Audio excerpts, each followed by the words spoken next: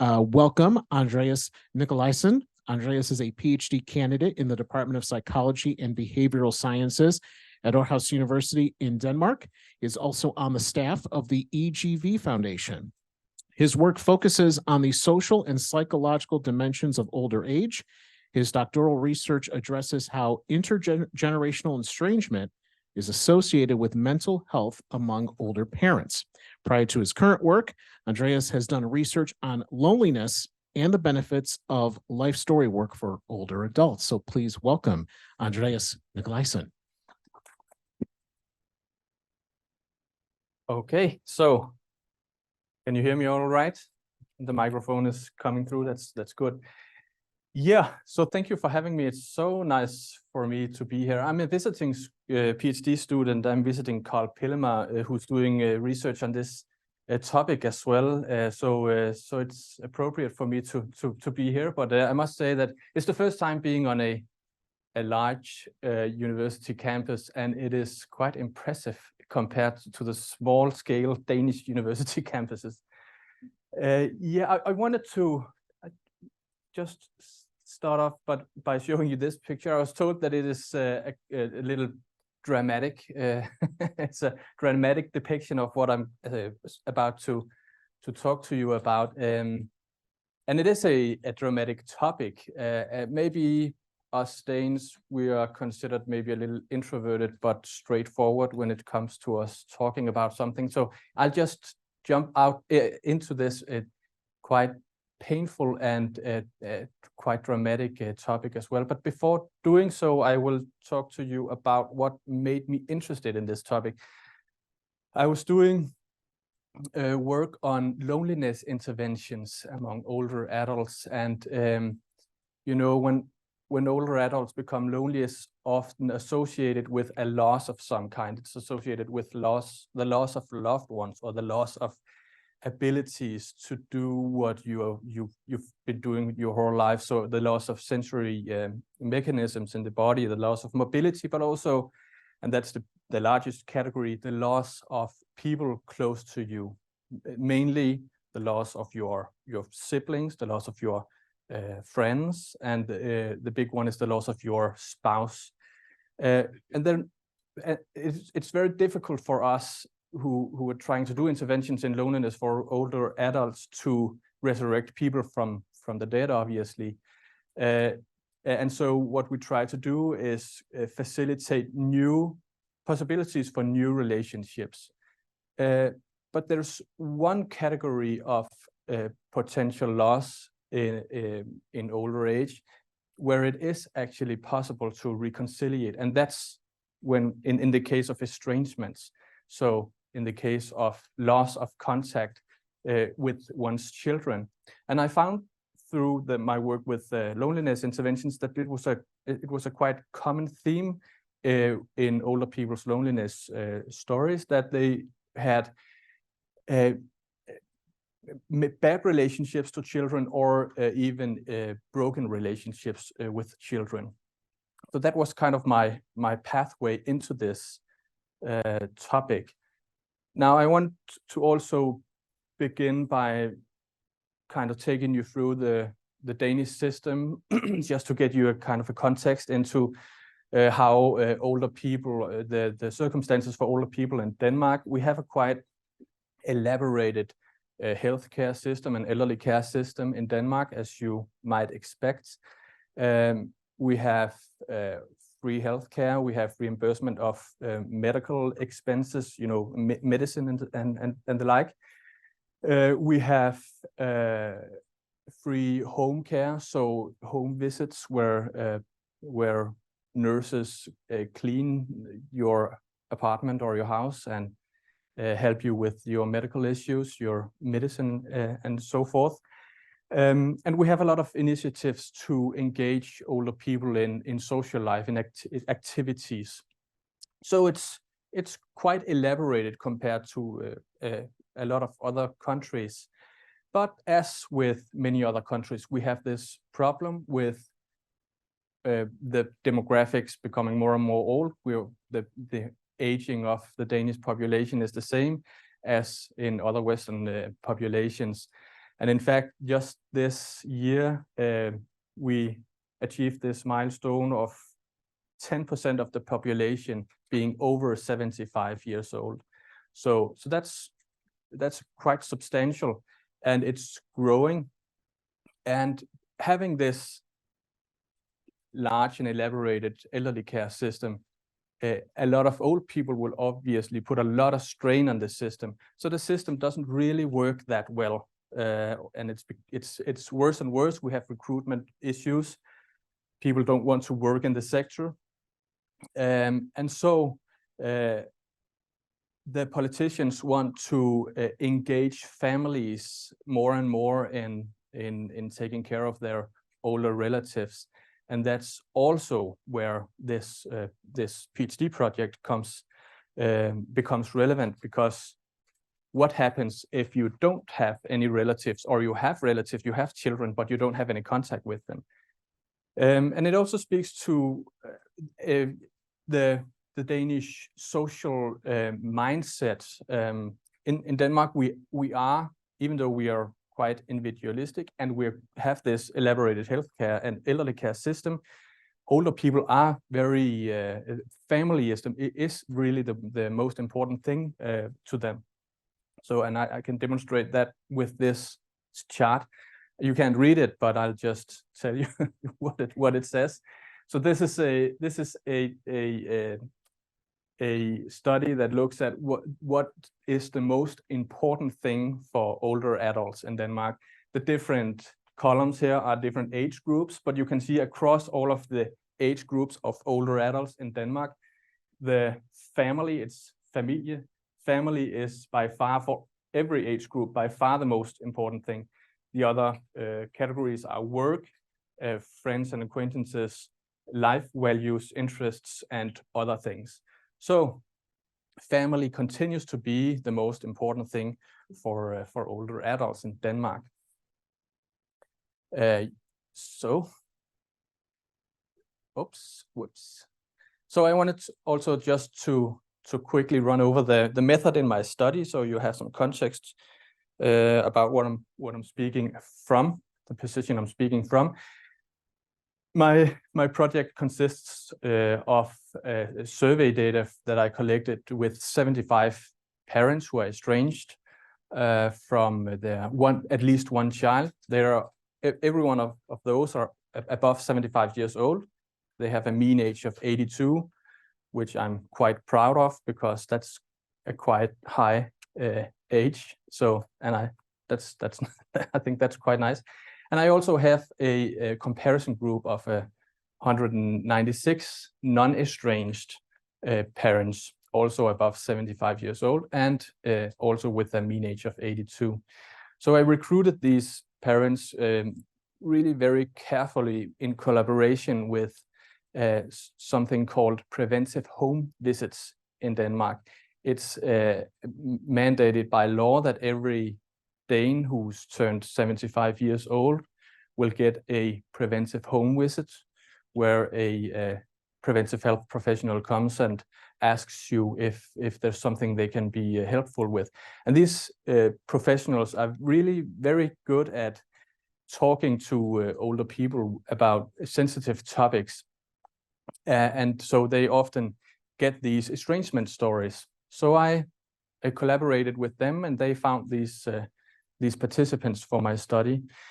From these 75 parents, I selected 15 people to do in-depth interviews with, and I selected them to be able to represent in my qualitative data different parent perspectives on this issue, and I'll elaborate on that a bit further. But I had one of the issues in doing these kind of studies with older people is that oftentimes mothers or older ladies are overrepresented, and you can't really get hold of the men, the fathers. So I wanted to represent the fathers in this study equally to the mothers. Also, I've had a lot of additional conversations and correspondences with older parents who contact me after I've presented something in the media in Denmark, maybe. They want help, and I can't really offer them that much help, but I can listen to their stories. So their stories will also make up the foundations of what I will be talking about here. So how do I define this phenomenon, estrangement? Well, I believe it's a true two-pronged phenomenon. I believe that it has to have both an emotional and a physical aspect to it. It can't be just physical, because you have cases where a person maybe is just missing and no one in the family is in contact with that person. That's another kind of situation. And you can have situations where it's only emotional. You are in contact, but the contact might be just cold and avoidant, but you have the contact. I don't consider that estrangement, really. It has to be both emotional. There has to be some element of conflict or rejection or upset in it, and the absence of contact as well. So just so you know how I define it, it's in the literature. It's defined in quite different ways, and I think that's a problem for the whole research field, that we don't have a clear-cut definition of this phenomenon. So the prevalence estimates are, well, we have prevalence estimates for a few countries. We have from Denmark. The prevalence in Denmark is 8%, and we have estimates from the UK as well, with 8% as well. And then there's a little bit higher estimate in the US, and I think that is interesting for us in Europe, because in many cases Europe looked to the US to see what problems we will be confronted with in the future, because you're sometimes a little bit ahead on a few things. So maybe the 10%, a little bit higher prevalence in the US, is a bad omen for what's going to happen in Europe in a few years. But so there's this prevalence estimate in Denmark of 8%, but I really believe that this, I mean, what I have found working with this issue is that it's very stressful for older parents to experience, and they're really wanting to explore options for both information on this issue, but also how to solve it. So what I'm showing you, the chart I'm showing you here, is from a news outlet website that I did an interview with, and in the bottom of that interview on their webpage, they had this where people could register if they had broken contact with their children, and it's a news outlet for older adults. And then within just a few days, 3,500 people answered this small questionnaire, and their 31% said that they had broken relations with one of their children. And I think it's not representative in any way, but it shows the relevance, I believe, of the problem. And one of the things that I was surprised to find in my study is that it's often portrayed as a very taboo for people to discuss this issue with other people. But I actually, in my study, found a different pattern. So I asked them if they talk to other people about this, their estrangement. And as you can see, maybe it's a bit small, but you have a category here where people answered, I discuss this issue with people close to me. That was the highest one. But the second highest one was often. I often discuss this issue with people. Then there's never and only reluctantly and don't know. But over 70% actually discusses this issue both with their close ones or and not. It's not that they keep it to themselves. And I actually expected that from the literature on this topic, that often depicts this as being very shameful. And I believe it is shameful and very taboo. It is shameful, but it fills them up with so much emotion that it spills over and the need to talk to people. And I think that's what I see here. Okay, so I want to go through some of the characteristics that I found in my study, just to give you an overview of kind of the landscape of intergenerational estrangement in older age in Denmark. So oftentimes it's only one child that the parents are estranged from, just as you see in this picture. So it's parents who have more children, and it's only one of them that they've have this fight with and this quarrel with, and they become estranged from. I found a quite large duration. So the average duration of the estrangement, the time that has since it happened is 10 years in my study, and that's long compared to other studies on this topic. But again, my population is also much older than other studies. I was surprised to find that the mean age of the child when it happened was 45. For the parent is 71, with a standard deviation of 10 for both of them, which means that these things can happen quite late in your life.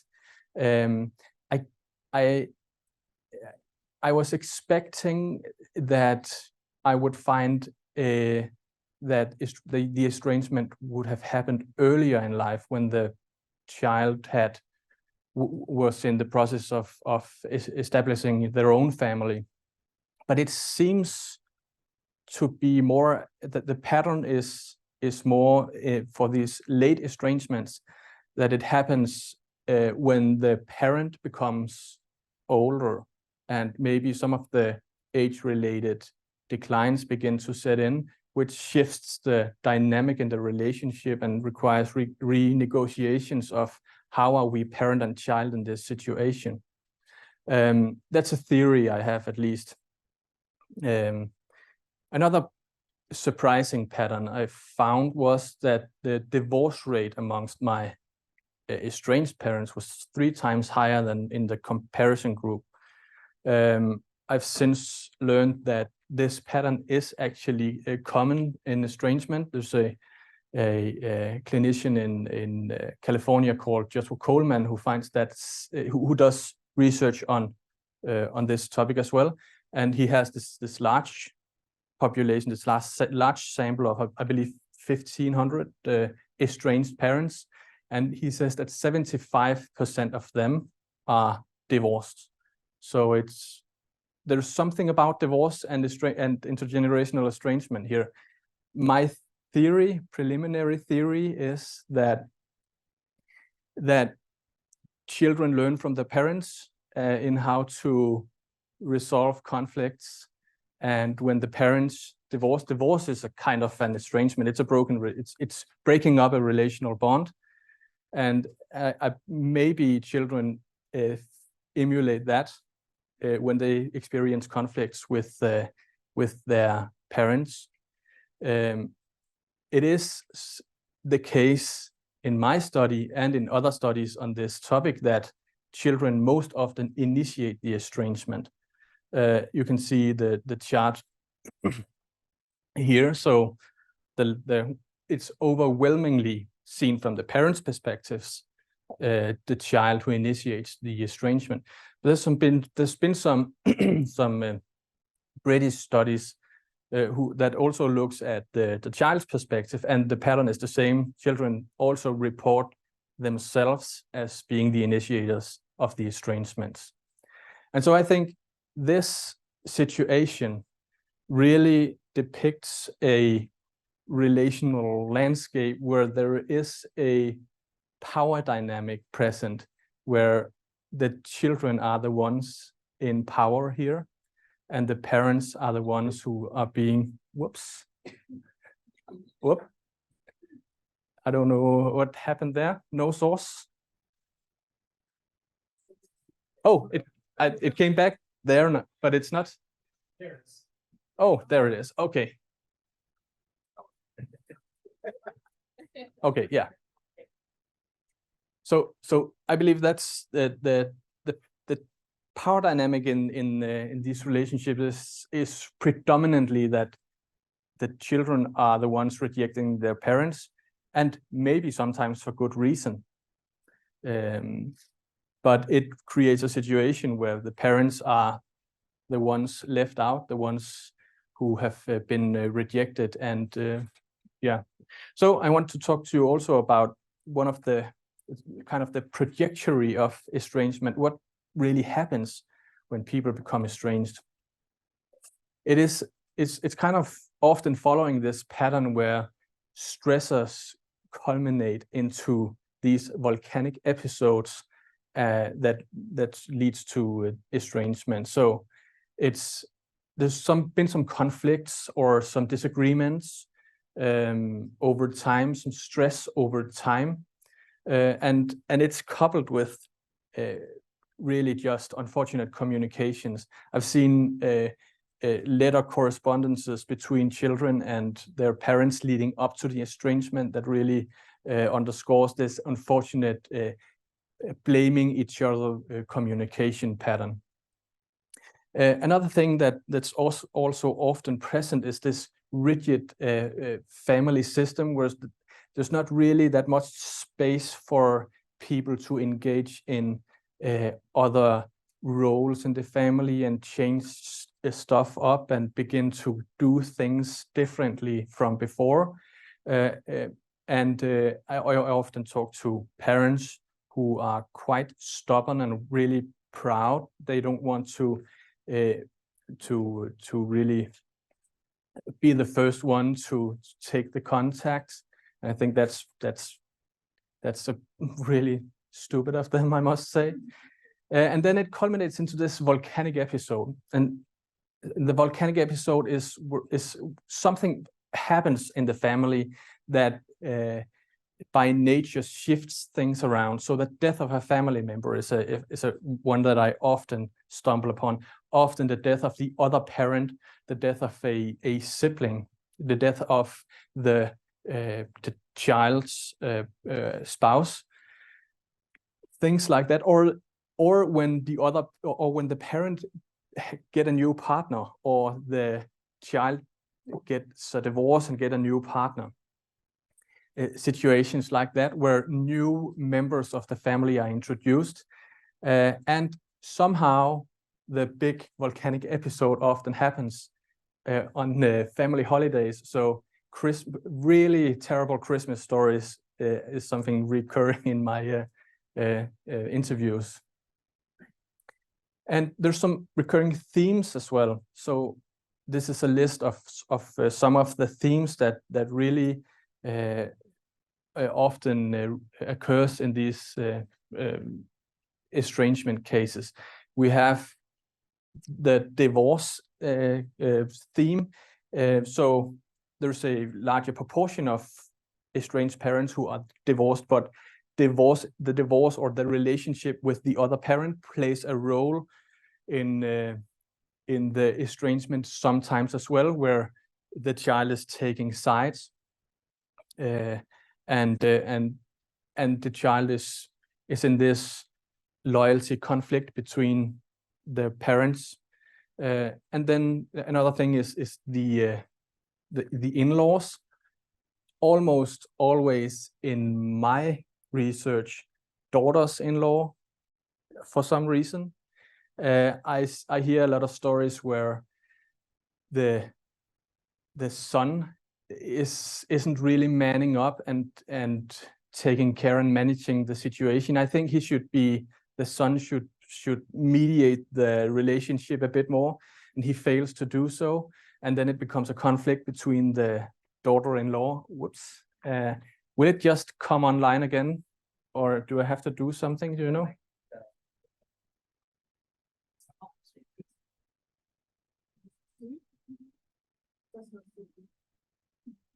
Are we also losing the people on Zoom every time? What? Are we also losing the people on Zoom? Oh, I can't tell. I can't tell. I don't know what to do here. I mean, it is here, so He had to redo wires yesterday, or. okay. Yeah.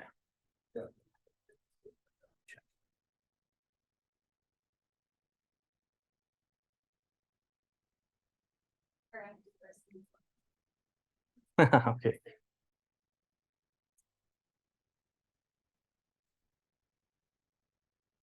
Let's see. Well, I can just talk a little bit more while I have it on the screen here, so I won't miss anything. Money and inheritance is also a big thing. So it is the children that find themselves unfairly treated compared to the parents' other children. Fights over who owned this piece of the apartment or stuff like that. It is also a common theme. And parents also, one of the things that they do when they have this issue is use the inheritance as a currency in the negotiations with the children. So money really becomes a hot topic in these kinds of situations. Another thing is failed expectations. So as I mentioned, the estrangement occur quite late in the parents' lives, and some parents have an idea of what it would be like to be maybe a grandparent, or what it would be like to get old and to have their children take care of them in old age, and it doesn't correspond with the ways that the children view the relationship. Okay, we came online again, and so it creates this divergence of ideas about the relationship, and it creates conflicts that end in estrangements. I think we are online again, but it kind of goes on and off. Yeah, I can. Okay. I just have to do something else. Do you have to turn it off? Yeah, if you don't mind. Yeah, just go for it. We'll be back on in like a couple minutes. Okay, so yeah, I just talked a little bit about the thing you saw there. Okay, it's only this one. I can see, if you can see down there. Oh, not any longer. Okay, okay. Well, I wanted to talk to you also about what the parents think of the situation, how they view the causes. I mentioned a few themes, causation themes, but oftentimes the parents, they really feel like they're left in the dark. They feel like that they can't get information on what caused the estrangement from their children. They won't really. They have a tendency to not want to engage in reflections on what really caused it.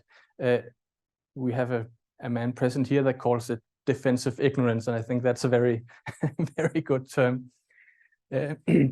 So what I had on the screen just before was a few quotations from some of my participants that explains this defensive ignorance in different ways. For example, one who said that one day my daughter came to me and said, "You can't see Johan anymore. It's the grandchild, because you've become too old." And he didn't find okay, thank you. He didn't find that to be a viable explanation for not talking to his daughter or his granddaughter. Another story I heard was that one mother said that her daughter didn't want to speak to her because she always looked angry, and she did not find that to be a viable explanation either. And I don't either. But I can sense, or I can hear from listening to the rest of their story, that of course there's something else to it. It's not just not just because the parent looks angry. There's way more to it. But the parents have, some of the parents at least, have a sometimes a difficulty really engaging in reflections on what caused it. And I think it's correct to view this phenomenon as a defense mechanism. But I also think that it is unfortunate, because I think that if they're really engaged in reflections on it, they might be able to communicate with their children in a more constructive way. So I have some other parent explanations that's a little bit more viable, you can say. One says that our son's wife can't stand us. That's the in-law problem. Another one, since my son died 20 years ago, my oldest daughter won't talk to me. I think she disagrees with the way I managed it all back then. So here is the volcanic episode of the a death of a family member that causes the estrangement. The last one, he was a spoiled child. He never had money, so I kept on giving. But when his father died, I couldn't give any longer. I didn't have the money. And so his wife became mean to me and blamed me for a lot of things, or for everything. And so here there's money issues and in-law issues and the death of a family member.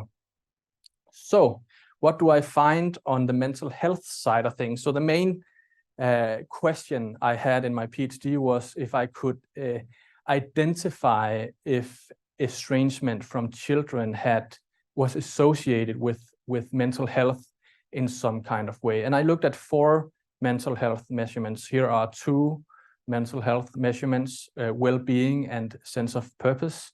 And as you can see from the chart, the blue line is the comparison group, and the yellowish orange line is my sample of estranged parents. And as you can see, the estranged parents are doing poorer on these measurements of how good you are feeling. So and it's statistically significant, and the effect sizes are pretty high as well. I also looked at depression and loneliness, and here the pattern has shifted around, so that my group of estranged parents have more depressive symptoms. And actually, I mean, as you can see, the depression scale goes all the way from 0 to 24. So the average depressive symptoms score is not totally catastrophic, but it is quite significantly higher than for my comparison group. And actually, scores above 4 are considered concerning, and this is a score of 6. The loneliness measurement also shows the same pattern. So my estranged parents are showing more loneliness than the comparison group. And again, this is a weird scale from 3 to 9. And estranged parents have 5, and the comparison group has 4.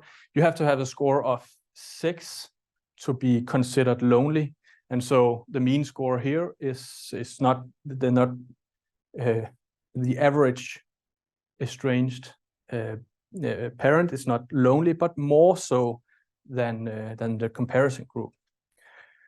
So I also was interested in the mental health aspect is kind of this objective measure of how they're doing compared to other parents. But I also wanted to look into what they felt about this estrangement. So I asked about their attitudes towards estrangement. And I found that, as I expected, a large proportion of the parents had sorrowful attitudes towards estrangement, but a surprisingly large amount had ambivalent feelings towards estrangement as well. 4% felt that the estrangement was a relief to them, and I was very curious about that. So I interviewed a few people who said that it was a relief. To hear, how does estrangement look when you feel that it is a relief? And I understand why One of the stories was this mother who had a daughter. She had 3 daughters, but one of them was diagnosed with a borderline personality disorder. That it's very important to say that she had the diagnosis, because it's oftentimes the case that parents and children put these kinds of diagnoses on the other part without really knowing if it's the case or not, calling them narcissistic or calling them psychopaths. But she had the diagnosis. So, and the daughter had she had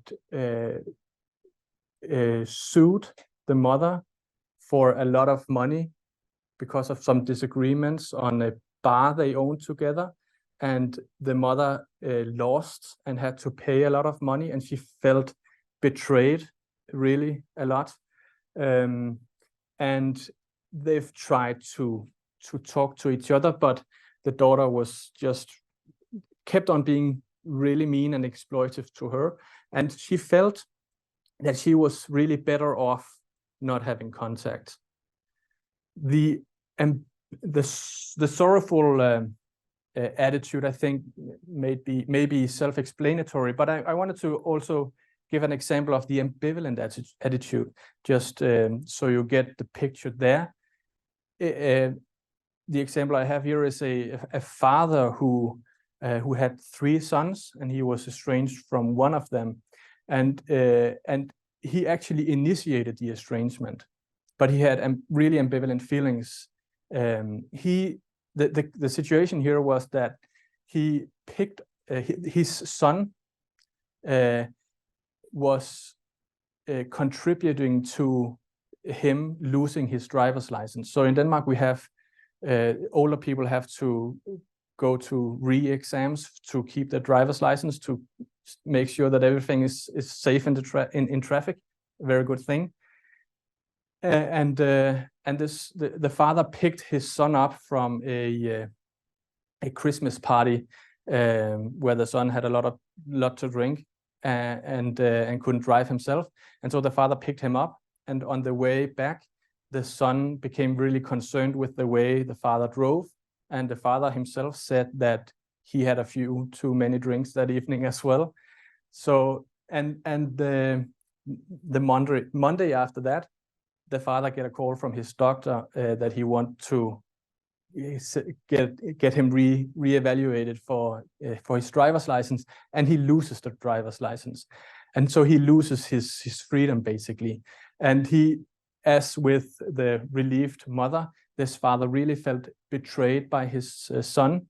He felt that trust was compromised and was really angry with him. But they've had this. They through their relational history, they've had these kinds of discussions and fights before. And he told me that before, when something like this happened, the mother in the family was able to make them come together and make things good again. But she died, and so now they miss this person in the family who can really bring people together again. But he was ambivalent towards this estrangement. And the ambivalent feelings are feelings of confusion. They don't really know what to make of this situation. It's of pride. They don't want to be the first one to make contact. Betrayal and anger as well. The fathers are oftentimes really angry, and they're also oftentimes the ones who have ambivalent, who score ambivalent in my study here. The sorrowful attitudes are of self-blame.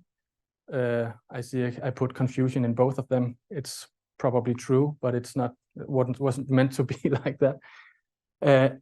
Many of the parents sit in this situation and they feel the hurt of the estrangement, and they begin to think what they have done throughout the years that could have caused it. Was I a bad parent when the child was young? Could I have done something different? all kinds of ways that really puts blame on them. And I think I always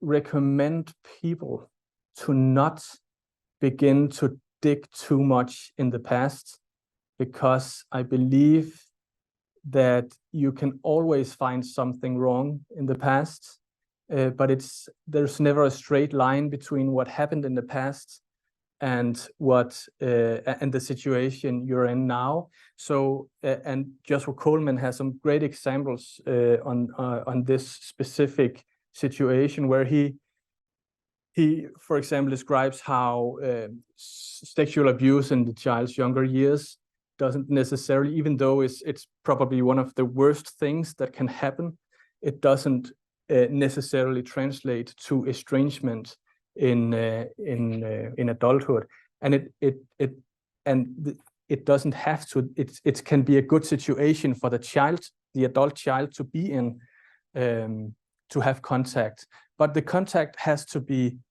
calibrated to match what's good for both parties, or for all parties involved. So where do we really go from here? What's the solution to this issue? Well, as I see it, there's two potential solutions. Either we recommend parents to accept the situation and move on, and that can be necessary in some cases. But I really want to, what I'm most preoccupied with is to look at the situations where there is some possibilities for reconciliation. There is that I believe and I can see from the literature that it is possible for people to reconcile, and I can see that there might be some low-hanging fruit here.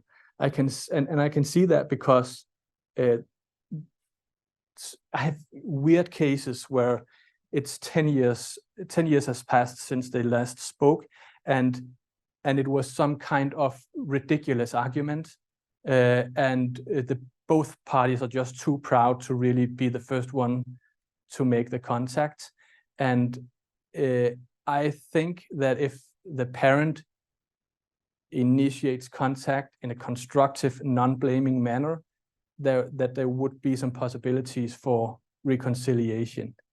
And when I get email or letter correspondences from parents and children, I can see that there's a tendency for parents to really interpret the communication coming from the child in the most negative way possible, and with a few tweaks here and there help the parents interpret the intentions from the children. I think we could achieve in some cases reconciliation there. Okay, so the last thing I want to mention is what I think could be good trajectories for future research. The first one is that I really would like to have a nice, sound, valid item for measurement. And it's really lagging in this research field. And then I want also to identify risk factors for prolonged estrangements. So not as much to look at the causes of estrangement, because many estrangements resolve themselves, but more to look at what happens when the estrangement keeps on going, what risk factors are present there. I think that could be very interesting. And then, of course, some research into what works clinically. How can you intervene in these situations? How can you help the parents and the children to reconcile in a good and constructive way? So that would be the three main trajectories that I find interesting at the moment. So that was it, and we have a few minutes for questions. So if you have any questions, please raise your hand. We'll get the microphone over to you so those online can hear it. Anybody online, you can put it in the chat or the Q&A also. And nice job going through some of the technical difficulties that we had here.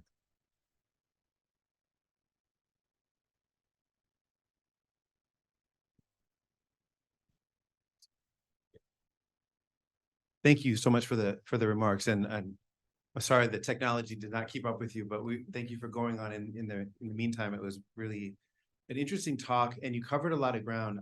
Among things that sort of popped out to me, this not being a topic that I studied, but find the concept and experience fascinating. You had a list of characteristics, and one of them was about that estrangement tends to be about one child. And I guess I had sort of imputed this idea that when a parent is estranged, it's from the whole family or all the children. And so that's interesting. And so I guess I have two questions. One is it a risk factor or protective factor to be an only child in terms of estrangement? Is it, in other words, is that relationship, because it's the only one, is it almost sort of a protective factor that it won't happen? And then in cases where there's one child and parent who are estranged, I'm wondering about the relationship between that child and the other siblings, because to your point about intervention or low-hanging fruit, if the other children have maintained a relationship, might they be the mediators or folks who could almost help understand or interpret? Somehow they've been able to maintain this relationship. Could they be helpful in talking to the sibling and or the parent around this? Yeah, so really great questions. The only child thing, I had this suspicion because I saw this pattern in my data. So I had to look at it and do some analysis on this. And there's no risk factor in being an only child. I thought there would be actually looking at the data from the get-go, but when I did the analysis, I found that there's no risk factor. So there's no more. The proportion of only children families in my comparison group is basically exactly the same as in my estrangement group. So that was the first part of the question. There is this where this becomes relevant, though, is that when you are estranged from the only child you have a tendency to be more sorrowful. Oh, do I get this right? I actually, no, I think, no, yes, it is true, yeah. You have a tendency to be more to showcase sorrowful attitudes towards estrangement. So it's, when it's 100% of your children, it hurts more than when it's maybe 50 or 75 or 25%. So, but being an only child family does not predict estrangement as such, not in my data at least. The second part of the question about these sibling mediators, and that's a very interesting question as well. And I find that one of the coping mechanisms of the older parents is to kind of spy on their estranged child using the other sibling. Sometimes, and if the other sibling, if there is no other siblings, if it's 100% of your children, either if you have one or more, the spying goes on in another way. Sometimes the other sibling refuses to do the spying. But what I found when I asked the parents these questions about the other children, how do they see the other child, they most often do, but they really don't want to get involved in this conflict. They don't want to. My feeling is that they tried in the beginning, but gave up because it became just too stressful for them, and they became involved in it where they felt like they had to choose sides and become estranged from either the estranged sibling or the parent. So yeah, it's a complicated situation, but I wouldn't want to put the responsibility for reconciliation on the siblings. I think it's too much to ask for. I have one quick one, and then I'll pass the mic on up. I was interested in the finding about purpose, because as you point out in the papers that you're writing, there's obviously reciprocal causation, that somebody who's depressed might be more likely to be involved in estrangements. But purpose seems to me to be more, it's a more plausible losing, having estrangement itself, a reduced sense of purpose. Do you have some thoughts as to why? Why, like, over and above, depression or sadness, ambivalence, why would estrangement have that kind of an impact on purpose or sense of purpose? Is that related to the life stage of these people, or? Yeah, I was interested in it both as a common parenting theme, because there's a great body of research that shows that happiness declines when you become a parent, but there's a sense of meaning increases, so your life become meaningful. So I was interested to see if being estranged from children would decrease this sense of meaning or be associated with a decrease in this sense of meaning. So that was kind of the parent or family part of this discussion. The life stage part is that I was also interested to see if it meant something, if estrangement had this dimension, this purpose or a meaning dimension, being in the last stage of life where you don't have that many years left of your life. I know that you are interested in the generativity model. It wasn't the preliminary idea from my perspective. I do see that it can be a useful theoretical concept in the study of meaning related to estrangement. But I was interested to see if the dimension of being in the end stage of life and being estranged from a child meant that you had this sense of an unfulfilled life purpose, that there was something missing from your life. You hadn't reached your life goals in some way. From this Erikson's integrating one of the Erik Erikson's theories on this final developmental stages, that you have to integrate your experiences. You have to get a sense of your whole life and what it kind of panned out to be, and being in a situation where you had some unresolved issue with a person close to you. I was interested in if I could find some effect of that, and I can't tell if that's the effect I find, but I do find an association at least. Yeah. Yeah, thank you. First of all, just a general comment in that every time we come to Talks at 12, there's some new subject that we hadn't thought of before. And here is another one. And I'm really, really impressed that somebody is really thinking about this stuff. No offense. The question is that it seems like the research necessarily, because it's a very small sample size, doesn't deal with externalities.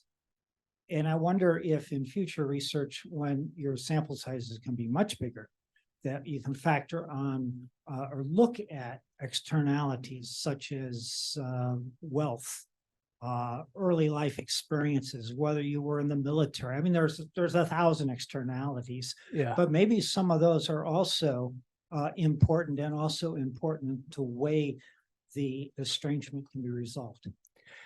Yeah, well, that's definitely so. And I can't impute causation in my study, obviously, but I did control for a lot of demographic variables to see if the effect was, if there was some interference from a lot of demographic variables. So did the age, for example, interrupt or interfere with my results? Did the parent gender interfere? Did schooling, the amount of years you were in school, did the number of children, and so on and so forth, even living alone, and divorce as well. And it did not change results. So it did some controlling, but obviously we have an abundance of other things, external factors that I could look at. And And if we did that, it would be interesting to see if we could identify some specific risk factors. Yeah. These are questions from Zoom. So the first one is, I think it's dealing with the characteristics slide, but they were asking, are there characteristics data for the United States? Yeah, I can't really tell you. You would have to ask someone else. The study I'm doing is specific in the way it deals with, first and foremost, exclusively intergenerational estrangements. Other studies also deal with other types of family estrangement from siblings and so on. And the other thing that makes this study really specific is that is the age bracket. So it's a very old sample I have. I haven't stumbled across quantitative studies looking at older estranged parents. So I can't answer that specific question that well, unfortunately. Okay, and then another question was, what are some core differences with estrangement in Denmark versus the US? Are there more safety nets there? Yeah, and that is a very good question as well. There is one big difference that must influence estrangement patterns between the US and Denmark, and that's the geographical one. Denmark is a very small country compared to the US, and moving the ability to move away from your parents, where you won't have to be confronted with them as much, is maybe that's a larger possibility here. While in Denmark, you can't really do that. They will always be on your doorstep within a few hours. So I think that influences the pattern. It must do so. How, I really can't tell you. One thing that I found in the literature about estrangement in the US is also something to do with the kind of the power dynamics in the intergenerational relationship. In Denmark, we really have this idea that everything that is every issue you have in your adulthood can be somehow identified as your parents did something wrong when you were a child. And so it's easy to blame the parents for everything. And I found in some of the American literature that there's maybe a little bit more conservative, fatherist, head of the household idea about the parents judging the children more so than the children judging the parents. I can't tell if that's the truth, and I believe that it might be declining, but I got the feeling that there might be some cultural differences in the adult intergenerational relationship between Denmark and the US there. Yeah, one more question. Thank you so much. I appreciate all the information. I'm wondering about in America, how much social media and crowdsourcing of information and popularizing of the option of estrangement is part of this.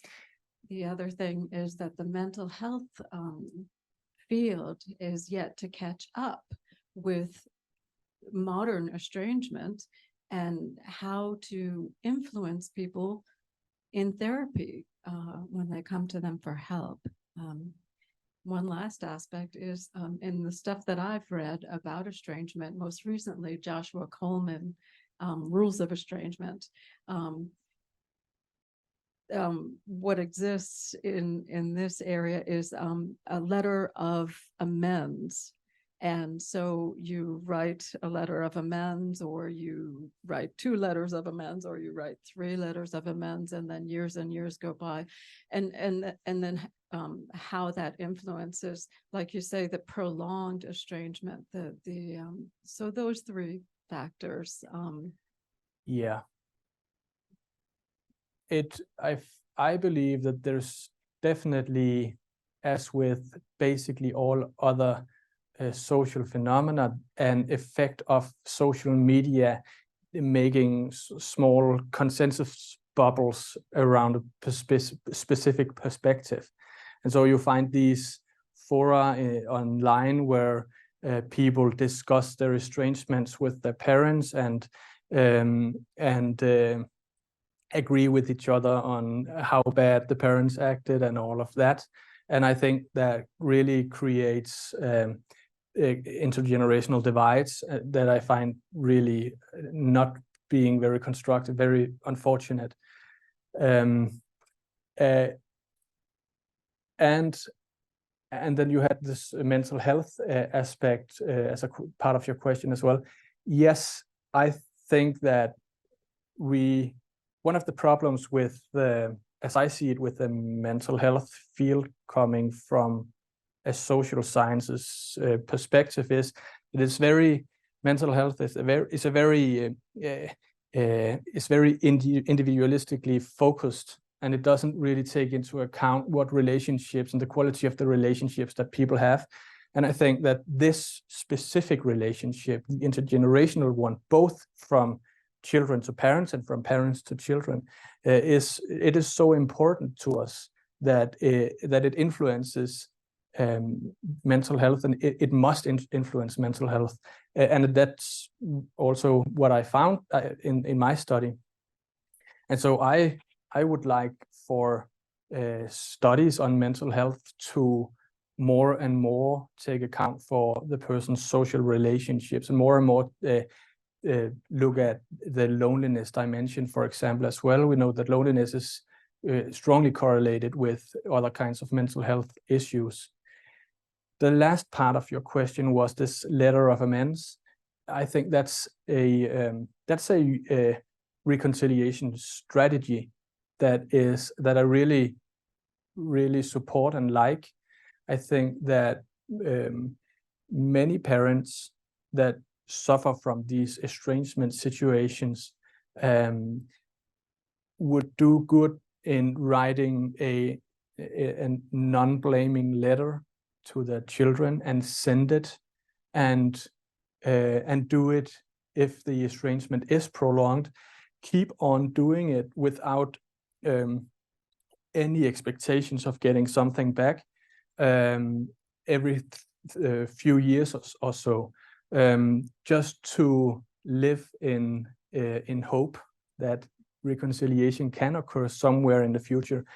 One of the participants in my interview study he was estranged from 2 of his children, and he experienced that one of them, all of a sudden, he showed up at his doorstep and wanted just to forget it all and become friends again.